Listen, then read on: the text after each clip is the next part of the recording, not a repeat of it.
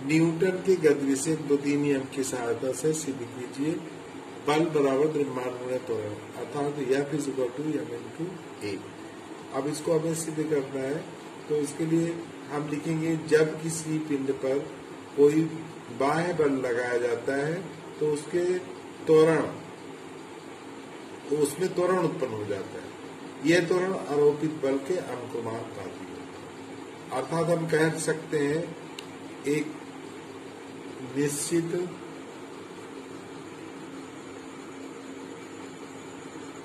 निश्चित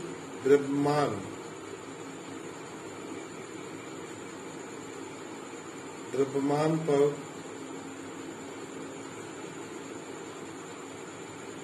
लगाया गया बल, अब इसको F लिखा दे, F द्रव्यमान में उत्पन्न त्वरण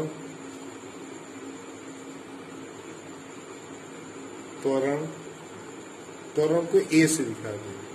A के अनुक्रमानुपाती होता है, के अनुक्रमानुपाती होता है। ये अर्थात इसका मतलब क्या है वो जान लेते हैं। अर्थात इसका मतलब है हम लिख सकते हैं या प्रोपोर्शनल ए, इसका मतलब है समानुपाती है। अर्थात जो है अगर हमें ज्यादा त्वरण उत्पन्न करना है तो उसके लिए हमें ज्यादा बल की आवश्यकता पड़ेगी। समानुपाती का चिन्ह इसको डाल दिया हमने समीकरण नंबर ए। अब इसी प्रकार लिख सकते हैं किसी पिंड में एक निश्चित त्वरण उत्पन्न करने के लिए पिंड पर आरोपित बल या पिंड के द्रव्यमान के अनुक्रमानुपाती होता है। ये लिखेंगे, हम इसको दिखा दे रहे हैं, यह प्रोपोर्शनल, अर्थात हो जाएगा यह प्रोपोर्शनल यम। इसको डाल देंगे समीकरण नंबर 2। समीकरण 1 व 2 से, समीकरण 1 व 2 से अब देखिए 1-2 में यह प्रोपोर्शनल ए है, यह प्रोपोर्शनल यम है, तो इसको हम लिख सकते हैं यह प्रोपोर्शनल, एक साथ लिख दें यम इंटू ए, ये लिख देंगे। अब इसी को लिखेंगे यह। अब आपको मालूम है जब प्रोपोर्शनल चिन्ह हटा के बराबर का चिन्ह लगाते हैं तो एक नियतांक आता है, तो यहाँ लिख देंगे, मान लीजिए नियतांक ये आपका के आता है यम इंटू ए। यदि के का मान 1, मतलब के का मान 1 हो, यदि के इज इक्वल टू 1 तो F इज इक्वल टू हो जाएगा यम इंटू ए। आइए देखते हैं के 1 कब प्राप्त होगा, जब यम जो द्रव्यमान है उसका मान, द्रव्यमान 1 किलोग्राम होगा, F जो बल है उसका मान 1 न्यूटन होगा और ए का मान भी 1 मीटर प्रति सेकंड स्क्वायर होगा, तब के का मान जो है 1 प्राप्त होगा। जैसे F इज इक्वल टू के यम ए, तो ये मान रख दीजिए, तो 1 ये हो गया, के रह दीजिए, यम की जगह 1 लिख देंगे और इसकी जगह 1 लिख देंगे, तो के इज इक्वल टू 1 हो जाएगा। अब इसको डाल दें समीकरण नंबर 3। अब इसमें देखें, अगर समीकरण 3 में अगर F का मान 0 मान लें तो A इज इक्वल टू 0 हो जाएगा, क्योंकि यम शून्य नहीं है। अर्थात यदि वस्तु पर बाह्य बल न लगाया जाए तो वस्तु में त्वरण भी उत्पन्न नहीं होगा। इससे ये पता चलता है कि या तो वस्तु विरामावस्था में ही रहेगी या नियत वेग से चलती ही रहेगी। अतः हम ये कह सकते हैं न्यूटन का पहला नियम दूसरे नियम का ही एक अंग है। आइए बल का मात्रक देखते हैं। तो यह किस इक्वल टू होता है यम इंटू ए, ये बल बड़ा द्रव्यमान में होता है।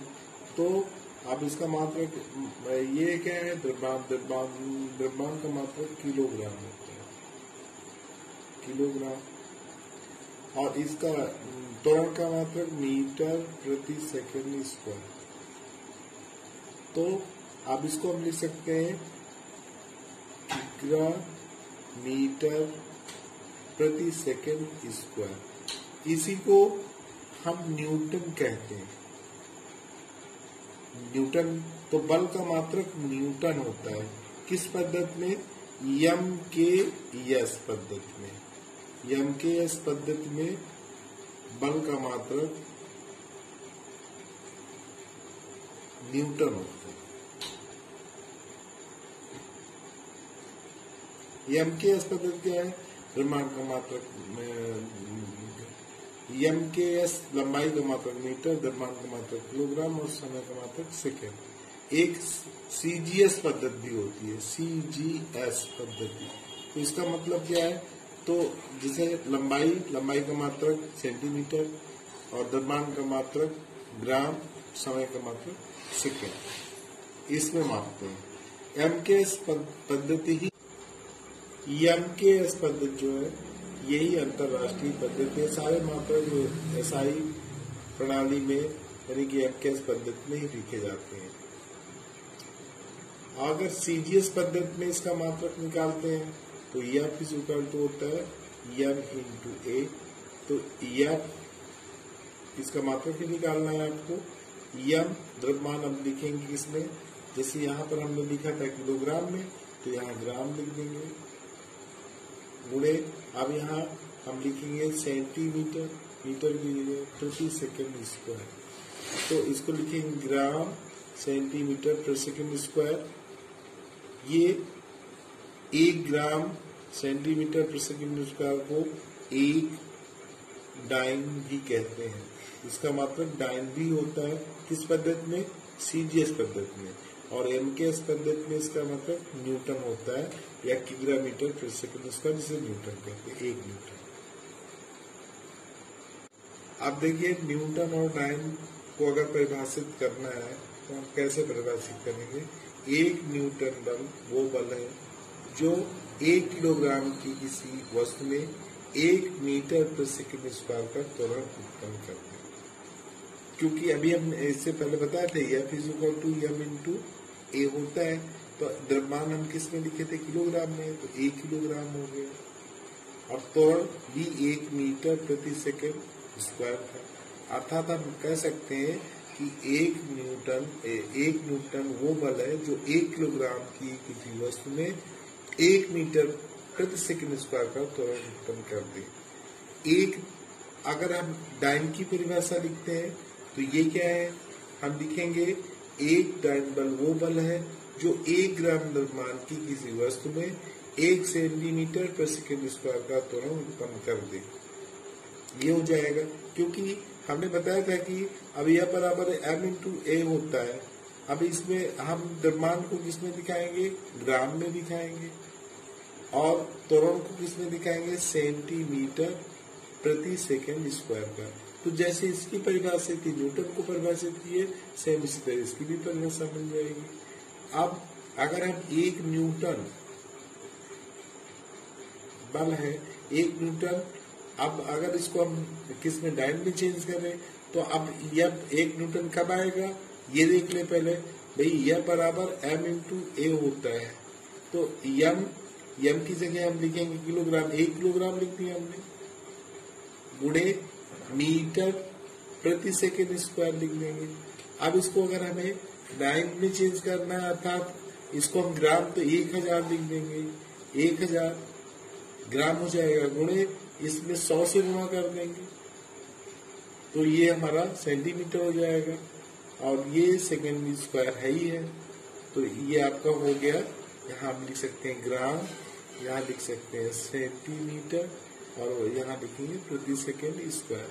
अर्थात ये हो जाएगा 1 2 3 4 5, तो 10 की घात 5 लिख देंगे हम ग्राम सेंटीमीटर प्रति सेकंड स्क्वायर।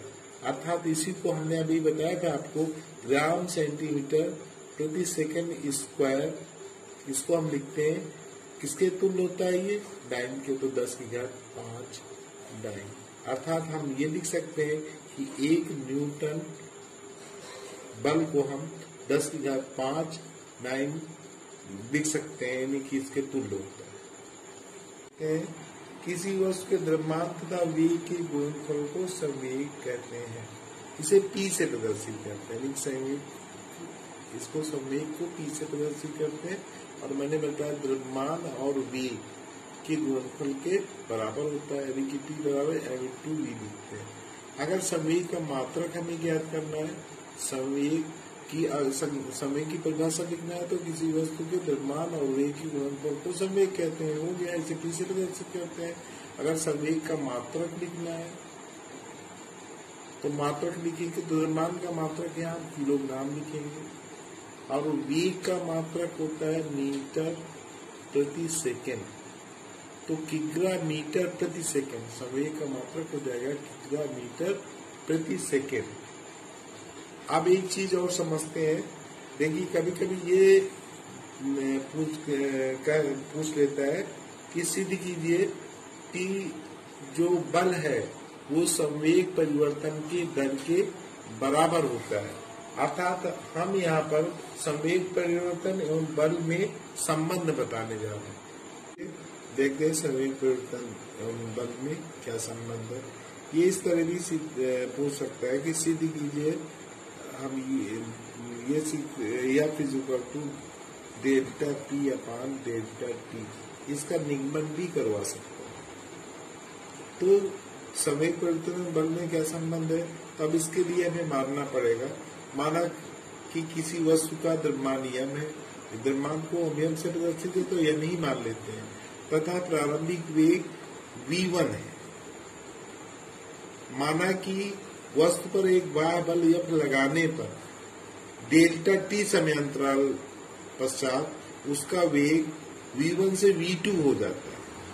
तो अब यहाँ पर ये चीज हमें लिखना पड़ेगा। तो अब यहाँ लिखेंगे प्रारंभिक संवेग, इसको संवेग को P से दिखाते हैं, तो प्रारंभिक है P1 दिखाते हैं।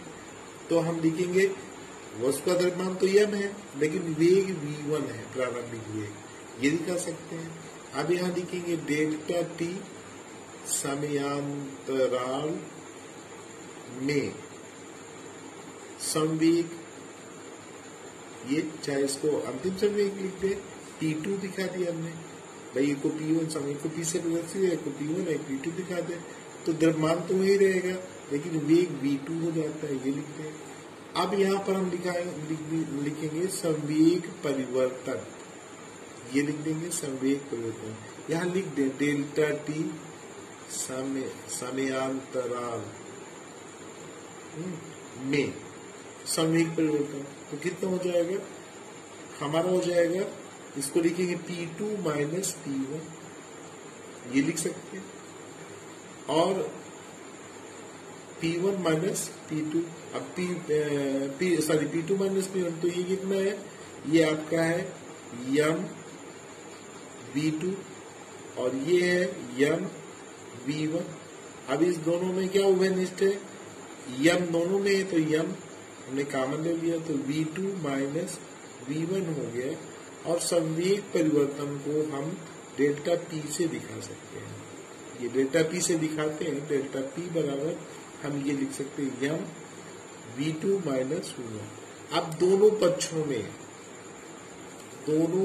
में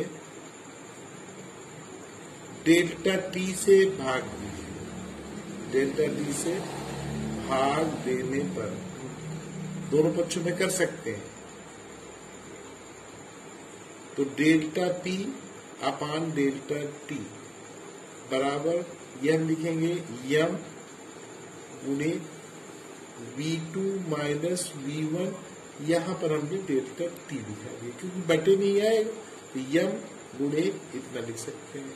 अब इसी को डेल्टा P अपान डेल्टा T ये लिख देंगे इक्वल टू m। और मैंने त्वरण की परिभाषा बताया था कि वेग परिवर्तन की दर, तो ये जो हुआ यहाँ ये आपका ये वेग परिवर्तन की दर हो गई, इसको हम ए से लिखेंगे, त्वरण को किससे लिखते हैं, ए से लिखेंगे, ए से। तो एम इंटू ए किसके तुल्य होता है, एफ के बराबर होता है। तो यहाँ हम लिख सकते हैं delta T upon delta T is equal to F. यहाँ ब्रैकेट में लिख दें एफ बराबर एम इंटू ए। तो ये प्रूव हो गया, F is equal to delta T upon delta T. अतः हम कह सकते हैं संवेग परिवर्तन की दर आरोपित बल के बराबर होती है। आज के लिए बस इतना ही। राधे राधे।